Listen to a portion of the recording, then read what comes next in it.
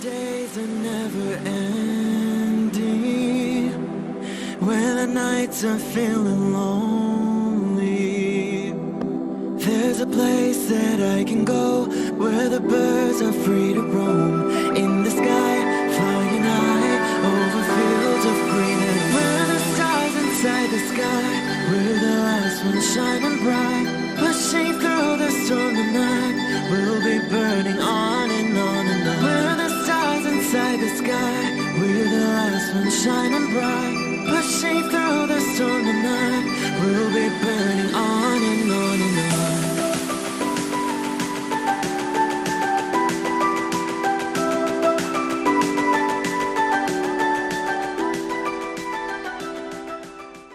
Hello Aries, this is Inspire 2016 with your weekly tarot reading for the week commencing the 18th of May until the 25th of May 2020.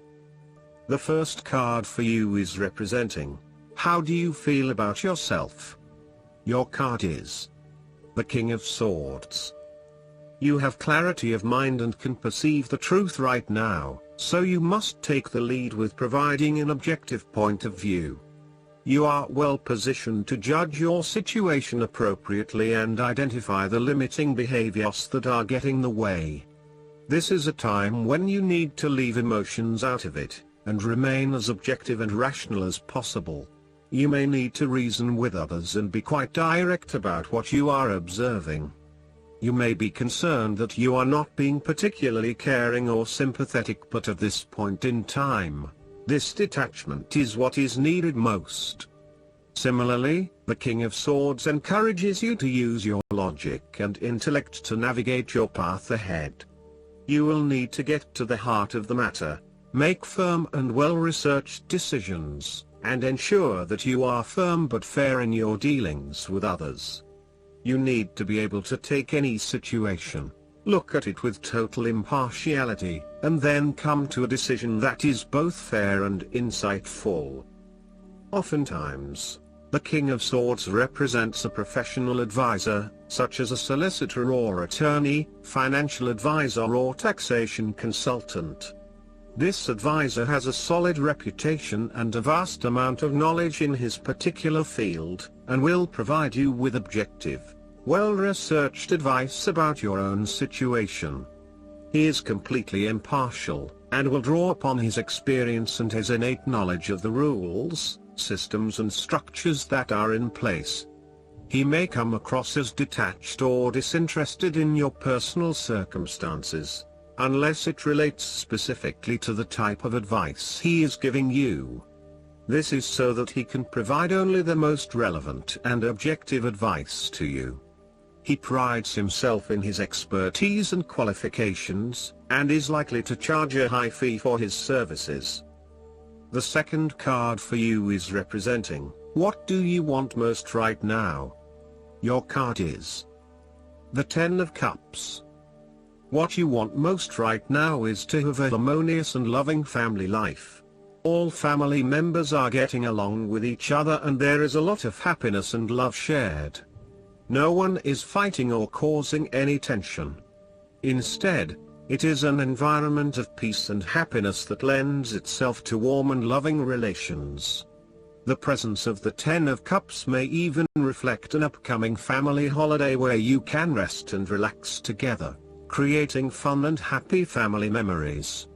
There may be a family reunion or a family celebration where members of your extended family come together. This is a wonderful time to bond with your family and lay the foundation for a happy and harmonious future together. The Ten of Cups is also a very positive card in terms of romantic relationships and may indicate either the beginning of a new, very happy relationship, or the ultimate satisfaction of a long-term relationship. Commitment and love are the requirements of such satisfaction, yet this card promises that with the required effort a lasting love can be built. The time will also be made for the enjoyment of pleasures, which may be shared with another person whom you love. Outside of relationships and the family, The Ten of Cups is also reflective of your personal values system and what you believe will bring you the ultimate fulfillment and happiness in your life. This card represents a time when you are very clear on where your personal beliefs and values lie, and you have successfully created a life that is aligned to those values. It may reflect a spiritual or religious person who lives in peace and harmony. It may also reflect strong family values that were instilled within you early in life, which are now helping you to create a fulfilling lifestyle. The Ten of Cups encourages you to follow your heart and go with your intuition about where the best opportunities lie. As an intuitive person, you know that you can trust your gut feeling to guide you. When you feel truly happy and inspired about something, you know that that is the way to go. Aim to seek out opportunities that make you feel fulfilled and that are aligned with your personal values, rather than simply following the path that others expect you to take. You have to do what feels right to you and you only. The third card for you is representing your fears. Your card is the Page of Pentacles. You are afraid of manifesting your dreams and goals. There may be current blockages standing in the way of you achieving those goals. It may be that you have not planned sufficiently, or that you have become lazy and complacent and have lost sight of your goal. You may also be too busy daydreaming about new dreams and goals, without having taken any action on your original dreams and goals. So, you need to review your goals and think again about why you were originally motivated to achieve them. Think about what it will be like once you achieve that goal, and become recommitted to your objectives and the actions required to make your dreams a reality. You are focusing on short-term pleasures and desires rather than sustainable and long-term goals. You will need to move beyond material satisfaction and towards what will bring you sustainable happiness and fulfillment. Similarly, you may be finding it difficult to get a specific project or idea off the ground. Each time you try, it seems to amount to nothing, or it takes you even further away from where you want to be. There is a lack of success here and a mounting frustration that perhaps you will never be able to achieve what you want. You may be losing faith in your talents and abilities. If this is the case, relax, lighten up and give yourself some space and downtime for a short period. Take a holiday or a break from your usual routine, and you will find that this helps you to re-energize and refocus. The fourth card for you is representing what is going for you. Your card is the Four of Pentacles.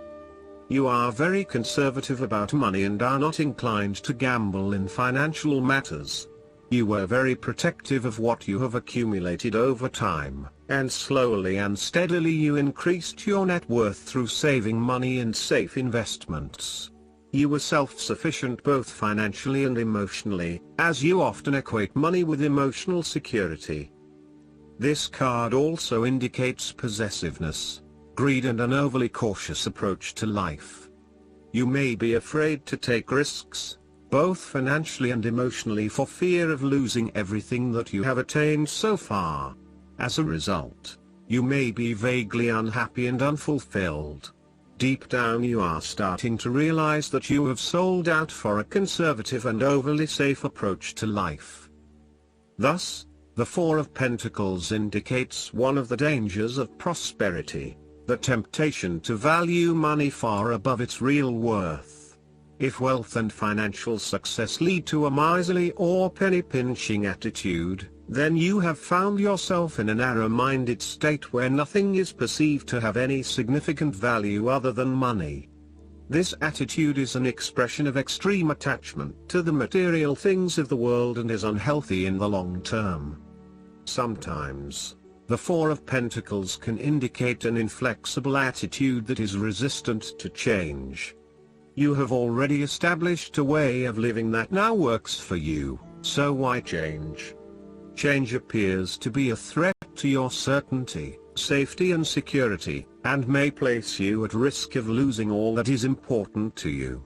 Any suggestion of doing things differently is therefore going to be met with resistance for fear of how it will impact your personal sense of security. Thus, you are more likely to favor tradition and tried and tested ways of doing things, rather than taking any risks at this point. The fifth card for you is representing what is going against you. Your card is the Six of Pentacles. Be very careful about who you lend your money to, especially if you yourself are in financial trouble. While a generous spirit is a wonderful quality, you need to ensure that you are able to support yourself whilst helping others. You may have a tendency to spend or give away more than you can afford to. Be careful with the amount of debt that you get into. It is possible with the Six of Pentacles that you are getting in over your head, and it will soon come back to bite you in excessive interest rates or personal threats if you are unable to pay it back in time. Be wary, too, of get-rich-quick schemes that are more likely to leave you with a hole in your pocket than a pile of cash. The Six of Pentacles sometimes reflects the selfish side of charity. In some cases, people give to others not for the benefit of the other but for the benefit of themselves. Be careful that you are not trying to prove to others that you are generous because you can give to the poor or the needy. Aim to give selflessly rather than selfishly. In a relationship reading, the Six of Pentacles suggests that one partner is doing a lot of the taking but not a lot of the giving, thus creating an inequality in the relationship. You need to be careful that your generous spirit is not being taken advantage of and that you are not always the one making compromises for your partner's benefit. The last card for you is representing the likely outcome that you may have. Your card is the Six of Cups. You want to return to the happy memories of your past, whether as a child, teenager or adult. Oftentimes, though, these memories are indeed a thing of the past and reflect aspects of your life that have since vanished.